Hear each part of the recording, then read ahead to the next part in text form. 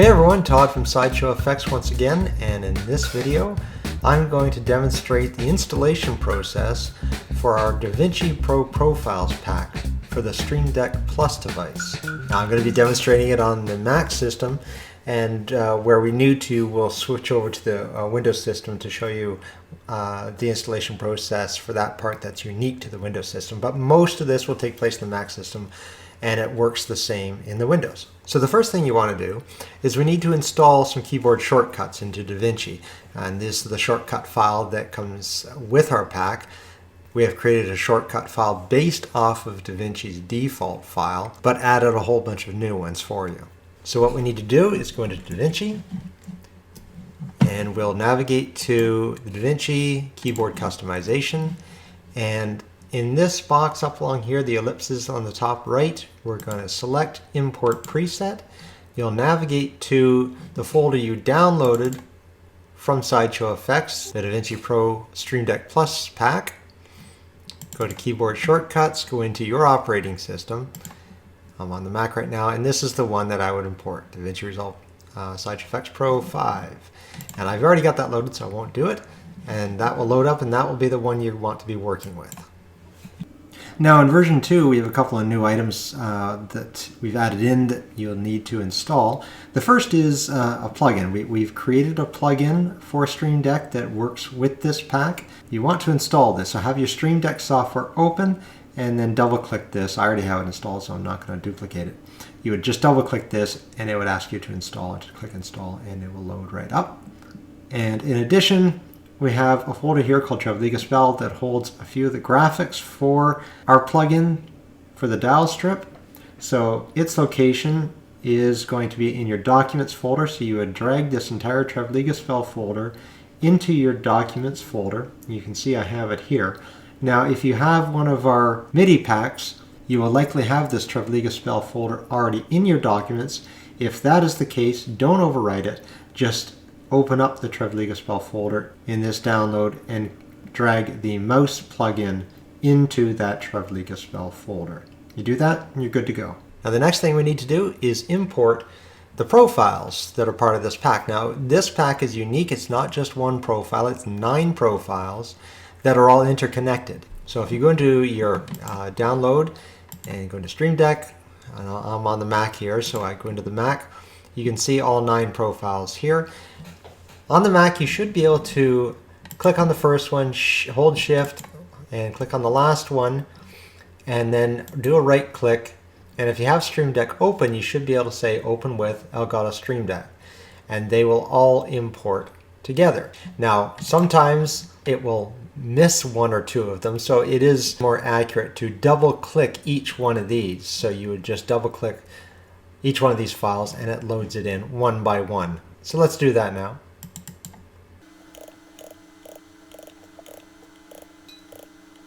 And there we are, we've loaded them all in. You can see they've been loaded on the bottom of my profiles window pane here.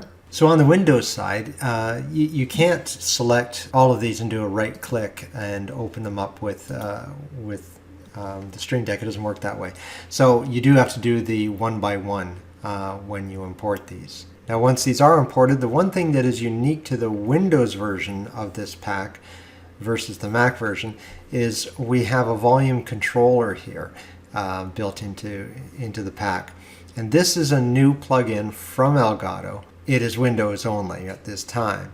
Now you will need to load this, but at the time of this recording, it is not actually available in the store. We got an advanced copy of the plugin, and therefore we're able to integrate it into our pack. But you should be able to go to your Stream Deck store and go to the plugin section, and I am told that if you search for volume control, that it should appear. Obviously it's not here right now because they haven't included it into the store, but that's what you'll do. You'll click on you'll type in the search box volume control, and when you do that it will pop up. It should be called volume control or something like that, and you'll see the blue install, and click the install and it'll load in, and then this will become live for you, and this will allow you to raise and lower the audio volume of the Davinci application when you're working with it. Now we have to do a little bit of linking now that the profiles are in, so that we can move seamlessly from one profile to the next. So let's jump over. We'll go in our pull down here. We'll go into the Davinci main, and this is the main profile that everything points to and is pointed towards. Now if you're using dynamic linking, what we can do is go into our profiles here. We can locate the main profile. Here it is here, and under the application we can point it to our Davinci application. It's not showing up there, so I'll point to it here. This is in my application folder. Say OK. So, and what this will do is when Davinci launches, this profile will come forward on the Stream Deck device. Now you see there's a warning here. There are multiple profiles using Davinci Resolve to launch. So if you scroll up here, you'll see that there's an icon beside another one here. I'll click on this one and just say none, and then that will make this profile appear when I move over to Davinci. Right, so as I said, everything is interconnected. So what I mean by that is each one of these buttons will launch the profile that it is associated with, and will also jump you to a particular room in Davinci. So with the media, you can see that this is a multi-action, so we need to double click this, and you can see that the multi-action, the first thing it will do is switch the profile when this button is pressed. Right now it's defaulting to one of my other profiles here, which is incorrect. We need to point this to the Davinci Media Management profile that we just imported. And the second item that will happen after it switches the profile, it will launch the media page in Davinci. Alright, so we step back out. We're going to double click on Cut. And on this one, we want it to launch the Speed Editor profile. Say OK. Double click Edit. Switch profile. Point it to the Editing profile. Color. Switch profile. Point to the Grading profile. Multicam. Switch profile, point to the multicam profile. Fusion, switch profile, point to the fusion profile. Fairlight, switch profile, point to Fairlight. And printer light, the printer light profile, we're going to go to the printer lights profile. So if we open up Davinci, you can see currently I'm in the media room. Clicking on any one of the buttons on our device will launch that profile, turn it on our device, and it will also move us to the appropriate room. Say, for example, I want to go to the color workspace. Clicking on color launches the color room in Davinci, and it also launches our color profile on our device. Now, as you can see, we've got a main key on the top left here. That is designed to take us back to where we just were, which was the main profile, so that we can go to other places. This one also has to be redirected because when we import, unfortunately Stream Deck doesn't import our original assignment, so we need to assign that as well. We'll go back to our software. We're going to click first on main, and once again down here under profile, when we press that button, we want to go back to the main profile. And we're going to do this for all of the profiles that we've got loaded here. So that was grading. Let's go back up to editing here. Main. Fairlight. Main. Fusion. Main. Grading we just did. Media management, main.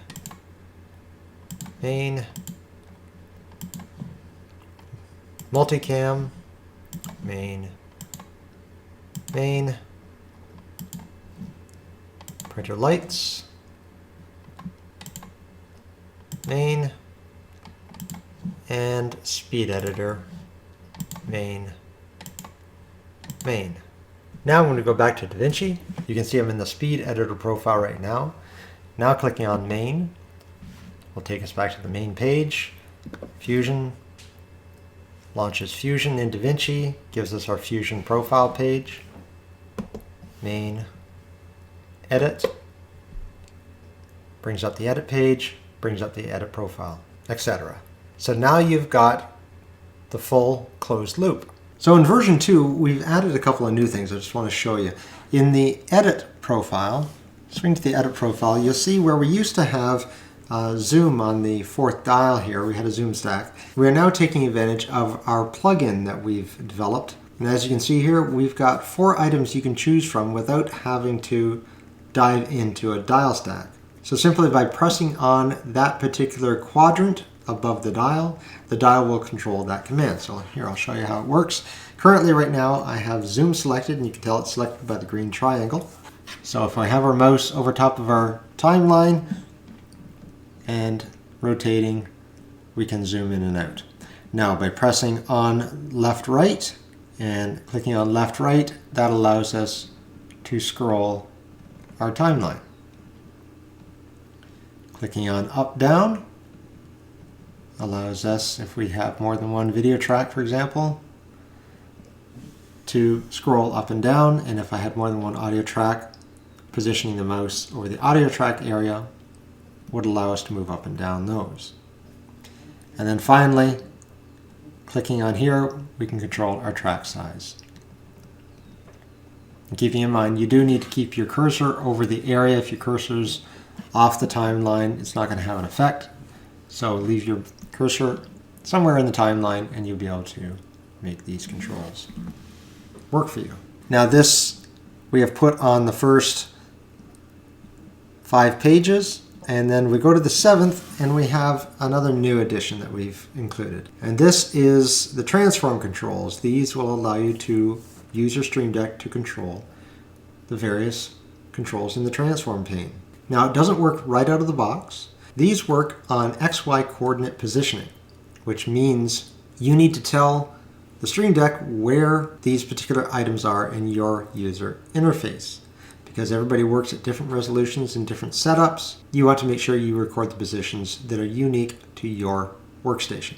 And I'll show you what I mean. So if I take my mouse and I position it over the zoom link, and on my Stream Deck device, I'm going to press the zoom link button and hold it for about a second, and you'll see a green check mark, and that indicates that that position has been recorded.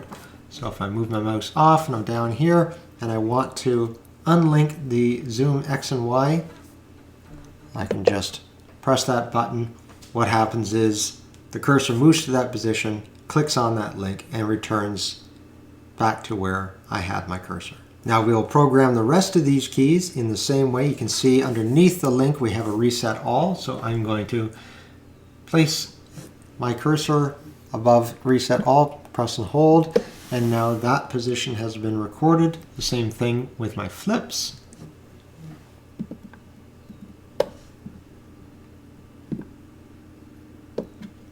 And I can use this for any one of these resets. Let's reset the zoom. And you'll see above we have our keyframe, and we have previous and next keyframe controls. So I will mouse over the previous keyframe, press and hold for the keyframe, and you see I'm doing position keyframes. So those are selected. Now you can use them for any one of the keyframes you want to use. Because we're limited by the amount of buttons available on the Stream Deck Plus device, we can't include them all. So that's fine for all of the functions that require a mouse click. What do we do about controlling the value parameters themselves? Well, those are featured on the dials below, and we program these in the same way as we just did the buttons. You can see that we have identified the zoom X, zoom Y, position X and Y, etc. We press and hold on that part of the dial strip. It will tell us the location is saved. And anytime you press that coordinate, you'll be able to jump to it and start rotating and adjusting the value. Let me show you that. So we're going to mouse over zoom X, and you can see just by mousing over that these text are not live. You have to go over the value here. So you can see it turns to a double arrowhead indicating that it's a live function. So while we're hovered over that spot, I'm going to press and hold on the zoom X. Told me that the position was saved. And then I'm going to do zoom Y. Those two were saved. Now I can move my mouse off. And if I want to adjust zoom X, press that, start adjusting, and I can change my zoom X, press for zoom Y, and because they're not locked, they work independently of each other. If I wanted to lock them, I could just lock the two together, and then it doesn't matter which one I select, I'll be able to do a full zoom. Now we can do the same thing with position. Mouse over the X position, mouse over the Y position, and now we can adjust our X and Y. Now it's a dynamic rotation, which means the faster you rotate, the faster it's going to move. But if you want the speed faster or slower, that is adjustable. Just go to your Stream Deck software. We're going to click on one of these dials. As you can see, we have speed control here. It's dynamic and fixed. If it's dynamic, we don't have control over, we can't adjust the speed because it is influenced by how quickly you rotate. But if you want, you can switch it to fixed, and then you get a slider, and that allows you to control how fast or slow the values move when you rotate the dial. I'll leave it on dynamic for now. So for the third dial, we have one parameter, it's rotation. So we're going to mouse over rotation, press and hold. It saves that location, and we'll continue with anchor point X, anchor point Y. And if you make a mistake, let's say I'm not quite on it here, I'm over here, and I go for pitch, it saves the location, and I go, oh, okay, that was wrong. Just move it over where it was and overwrite it. Very simple. And then yaw. Now all those locations are saved. As long as my transform pane is in that position when I'm working, I can jump to any one of these controls and start making my adjustments. Now on the last page of editing, we provided some custom keys. Now these, you can record the positions of anything that you want to control in Davinci, including effects. So let's say that we put a pencil sketch effect on this clip. I'm going to move to effects here, and you can see I have a lot of different parameters that I can control. The slider values, the ones where you would move the value up and down, can be programmed for the dials. So I can add in the location for this one, stroke detection for this one, stroke length for this one. Now anytime I want to control those, I have those available to me, and I can jump very quickly between them.